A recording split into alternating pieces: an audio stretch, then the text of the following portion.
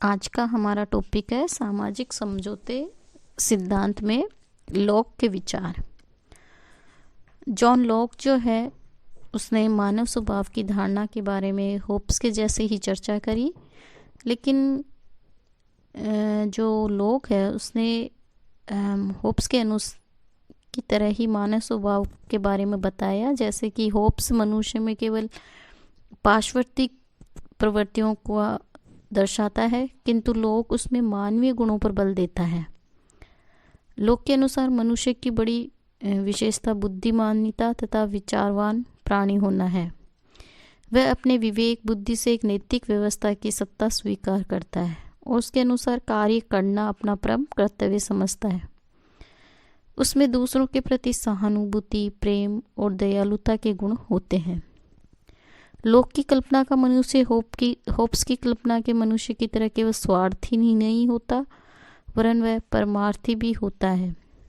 मानव स्वभाव के विषय में होब्स एवं लॉक की कल्पना के अंतर को जॉन्स ने बड़े सुंदर ढंग से इस शब्दों में व्यक्त किया है कि होब्स के लिए मनुष्य जहाँ केवल भौतिक सुख की पार्श्व भावनाओं के प्रभाव में ही रहता था, लॉक का मनुष्य कर्तव्य की पुकार भी सुनता है और कम से कम कभी कभी उस पर ध्यान भी देता है। होब्स का मनुष्य पूर्णतः स्वार्थी होता है, लॉक का मनुष्य कभी कभी वस्तुतः परमार्थिक होता है। प्राकृतिक अवस्था। होब्स ने मनुष्य को घोर स्वार्थी बताया था। प्राकृतिक अवस्था को सतत संघर्ष और युद्ध की दशा माना था। लॉक ने मनुष्य को परमार्थी, दयालु, सहयोगी व समाज प्रिय माना तथा उसी के अनुसार उसकी प्राकृतिक अवस्था की कल्पना भी इस प्रकार ही की। उसमें मनुष्य पारस्परिक युद्ध की अवस्था में न रहकर पारस्परिक सहयोग की अवस्था में रहते हैं। लॉक की प्राकृतिक अवस्था की कुछ विशेषता हैं। जैसे पहला, प्राकृतिक अवस्था में सभी मनुष्य समान है, क्योंकि सभी सृष्टि के एक ही स्तर पर और सब एक ही सर्वशक्तिमान और अनंत बुद्धि संपन्न सृष्टा की कृति है। दूसरा, प्राकृतिक अवस्था शांति और पारस्परिक सद्भावना पर आधारित होने के कारण सभी व्यक्ति समान व स्वतंत्र माने जाते हैं। कोई किसी को हानि पहुंचाने का प्रयत्न नहीं करता। सब समान रूप से प्राकृतिक समाज के लाभों को प्राप्त करते हैं और कोई किसी के अधीन नहीं होता।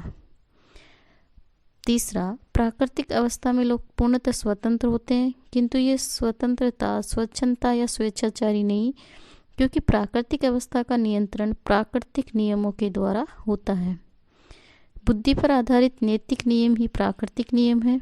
उदाहरण, दूसरे की हत्या करना प्राकृतिक नियम के प्रतिकूल है, क्योंकि उसका ज्ञान हमें इस प्रकार के तर्क से होता है जैसे व्यक्ति अपने जीवन को नष्ट करने का अधिकार नहीं रखता, वैसे ही वह दूसरे के जीवन को भी नष्ट नहीं कर सकता। वह जो व्यवहार अपने लिए नहीं चाहता, उसे वैसा व्यवहार दूसरों के साथ भी नहीं करना चाहिए। संक्षेप में, प्राकृतिक नियमों से नियंत्रित होने के कारण लोक की प्राकृतिक दशा होब्स की नैतिक दशा की भांति अति भयानक और संघर्ष में नहीं है। मनुष्य में स्वभावतः सामाजिकता की प्रवृत्ति है, अतः यह अवस्था शांति, सौंदर्य, पारस्परिक सहयोग और आत्मरक्षा की अवस्था है। प्राकृतिक अधिकार। लोक ने प्राकृतिक अवस्था में सभी व्यक्तियों को 3 प्रकार के अधिकार प्रदान किए: जीवन का, स्वतंत्रता का और संपत्ति का। प्राकृतिक अवस्था में प्रत्येक मनुष्य जीवन, स्वतंत्रता और संपत्ति के अधिकार का उपयोग इस प्रकार करता था कि दूसरों के अधिकार पर आँच न आए। लोक के अनुसार समझौते के कारण। प्राकृतिक अवस्था में प्राकृतिक नियमों के अनुसार शांति में जीवन व्यतीत करते हुए मनुष्य में 3 प्रकार की असुविधा थी। पहली, प्राकृतिक अवस्था की एक कठिनाई ये है कि उसमें ऐसी कोई निश्चित, प्रकट और सर्वसम्मत विधि नहीं होती जिसके द्वारा उचित, अनुचित तथा मतभेदों का निर्णय हो सके। दूसरी कठिनाई ये थी कि प्राकृतिक नियम व विधान को तथा इसके अनुरूप नियमों को क्रियान्वित करने के लिए प्राकृतिक दशा में कोई साधन या संस्था नहीं होती थी। तीसरा, इसमें सब व्यक्तियों को न्याय करने व दंड देने का अधिकार होता था। दंड देने वाली कोई निष्पक्ष सत्ता नहीं होती। प्राकृतिक अवस्था की उपयुक्त 3 असुविधाओं को दूर करने की दृष्टि से मनुष्य ने एक सामाजिक समझौता या संविदा द्वारा राज्य का निर्माण किया। इस संघर्ष में यह स्मरणीय है कि लोक के अनुसार राज्य सत्ता की स्थापना मनुष्य के पारस्परिक भय से छुटकारा पाने के उद्देश्य से नहीं होती, वरन प्राकृतिक अवस्था में रहने की कुछ कठिनाइयों के निवारण के उद्देश्य से होती है। सामाजिक समझौते द्वारा राज्य की उत्पत्ति। प्राकृतिक अवस्था की असुविधाओं को दूर करने के लिए लोक के मतानुसार मनुष्य ने एक समझौता किया।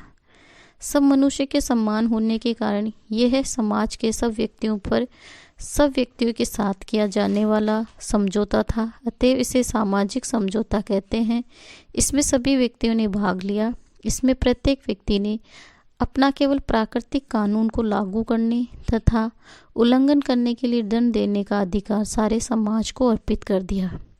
शेष सभी अधिकार, प्राकृतिक अधिकार व्यक्ति के जो प्राकृतिक अवस्था में थे वह उसको प्रदान नहीं करे।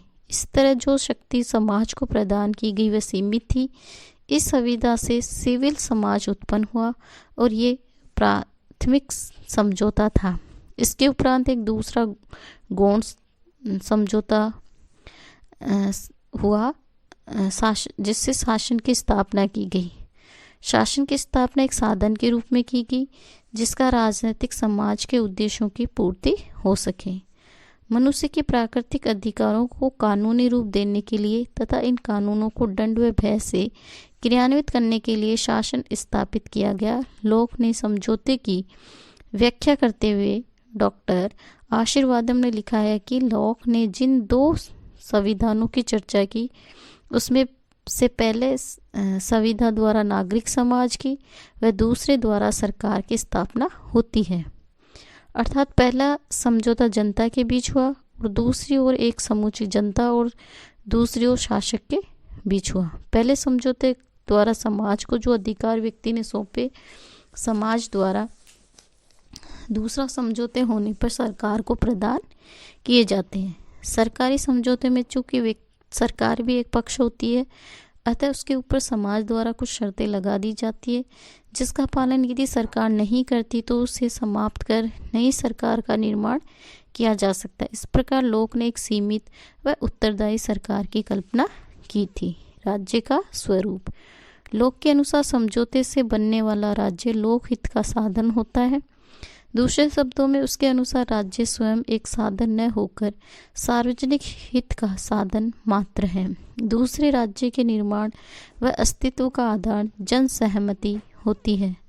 राज्य को शासन विधि पर आधारित होना चाहिए और उसमें किसी को मनमानी करने का अधिकार प्राप्त नहीं होना चाहिए। लोक ने स्पष्ट कहा है कि यदि शासन को सहमति प्राप्त न हो वह अपने न्याय ट्रस्ट के विरुद्ध आचरण करे और वैधानिक शासन के स्थान पर स्वेच्छाचारी बरतने लगे, अपनी मर्यादाओं का पालन न करे तो जनता को शासन सत्ता के विरुद्ध विद्रोह करने तथा उसे बदलने का अधिकार है। विद्रोह द्वारा सरकार के भंग हो जाने पर भी समाज बना रहता है। विद्रोह का अधिकार लोक केवल बहुसंख्यक को ही देता है। इस प्रकार सीमित सरकार के सिद्धांत द्वारा उसने ब्रिटेन में हुई 1688 की क्रांति को न्यायोचित सिद्ध किया। लोक के जो समझौता है, सामाजिक समझौता सिद्धांत, उसकी विशेषता है। लोक ने 2 प्रकार के समझौते की चर्चा की, सामाजिक और शासन संबंधी समझौता। राज्य की सत्ता जनता के लिए है, न कि जनता राज्य के लिए। राज्य नागरिकों की सहमति पर आधारित है। नागरिक अपने हितों की सुरक्षा की दृष्टि से राज्य के आदेशों का पालन करना स्वीकार करते हैं। यदि शासन इन हितों के प्रतिकूल आचरण करते हैं तो वे उनकी सहमति के बिना शासन करते हैं और इस दशा में जनता को विद्रोह करने का अधिकार है। राज्य निरंकुश नहीं हो सकता क्योंकि लोक ने राज्य के अधिकार को 2 प्रकार से सीमित और मर्यादित कर दिया। एक तो राज्य अपनी सत्ता जनता से ग्रहण करता है और दूसरा राज्य को वह सत्ता या अधिकार के रूप में विशेष उद्देश्य की पूर्ति के लिए दिया जाता है। राज्य कभी कोई ऐसा कार्य नहीं कर सकता जो इस मूल उद्देश्य के प्रतिकूल हो। राज्य तो उद्देश्य रूपी न्याय का संरक्षण है। संक्षेप में, लोक का राज्य स्वेच्छाचारी नहीं हो सकता, क्योंकि उसकी शक्ति निश्चित होती है, उद्देश्य निश्चित होते हैं, उसकी पूर्ति के लिए उसे कार्य करना होता है। लोक के सामाजिक समझौते सिद्धांत की आलोचना। पहला, मानव स्वभाव संबंधी आदर्शवादी दृष्टिकोण। लोक ने मनुष्य में केवल अच्छाई देखी है। वह मनुष्य को नैतिक, दयालु, सहयोगी एवं सामाजिक मानता है। मानव स्वभाव की ये कल्पना यथार्थ कम और आदर्श अधिक लगती है। प्राकृतिक अवस्था का अस्वाभाविक चित्रण। लोक ने प्राकृतिक अवस्था को शांत व नैतिक बताया। उसके अनुसार न केवल अखंड शांति का साम्राज्य था, किंतु सब मनुष्य न्याय की प्राप्ति करने वाले प्राकृतिक नियम का पालन करते थे। सच्चाई ये कि आज इतनी अभूतपूर्व प्रगति होने के बाद भी ऐसी शांत स्थिति नहीं आ पाई है। आज भी घोर अशांति, अराजकता और भय का साम्राज्य है। तो ये कैसे माना जा सकता है कि लोक द्वारा चित्रित प्राकृतिक अवस्था सही है? राज्य की उत्पत्ति का एकमात्र कारण जन सहमति नहीं हो सकता। लोक राज्य निर्माण में जन सहमति को अत्यधिक महत्व देता है, परंतु इतिहास में ऐसे ही राज्यों का उल्लेख है जो बल व शक्ति के आधार पर बने व नष्ट हुए हैं। लोक का समझौता अस्पष्ट। लोक के विचार होब्स की भांति सुस्पष्ट और तर्कसंगत नहीं है। लोक ने समझौते के संबंध में जो कुछ कहा है उससे ये स्पष्ट नहीं है कि समाज व शासन की स्थापना के लिए अलग अलग दो समझौते हुए या एक, पर जो कुछ उसने कहा है उससे कुछ विचारकों ने ये निष्कर्ष निकाला कि समझौते दो हुए हैं। कुछ विचारकों ने ये निष्कर्ष भी निकाला कि समझौता केवल एक ही हुआ है तथा इससे एक राजनीतिक समाज की स्थापना हुई है। प्राकृतिक अवस्था में अधिकारों को मान्यता देना नितांत भ्रमपूर्ण। लोक ने प्राकृतिक अवस्था में जीवन, स्वतंत्रता और संपत्ति के अधिकार के अस्तित्व की बात कही। राजनीतिक समाज के निर्माण से पूर्व अधिकारों का अस्तित्व काल्पनिक मात्र है। लोक का महत्व। लोक के सामाजिक समझौते सिद्धांत की कितनी भी आलोचना की जाए, लेकिन लोक की विचारधारा 18वीं शताब्दी के फ्रांसीसी क्रांति तथा अमेरिका स्वतंत्रता संग्राम की क्रांति को सर्वाधिक प्रभावित किया। स्वतंत्रता के प्रति उनका असीम प्रेम,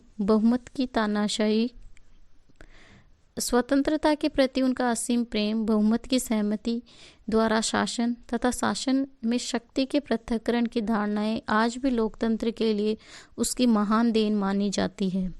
लोक के विचार यही दर्शाते हैं कि जनता अपनी सर्वोच्च सत्ता के द्वारा उस सरकार को वैधानिक ढंग से बदल सकती है जो जनता के प्राकृतिक अधिकारों को सुरक्षा प्रदान करने में असहमत हो। आज के लिए इतना ही। धन्यवाद।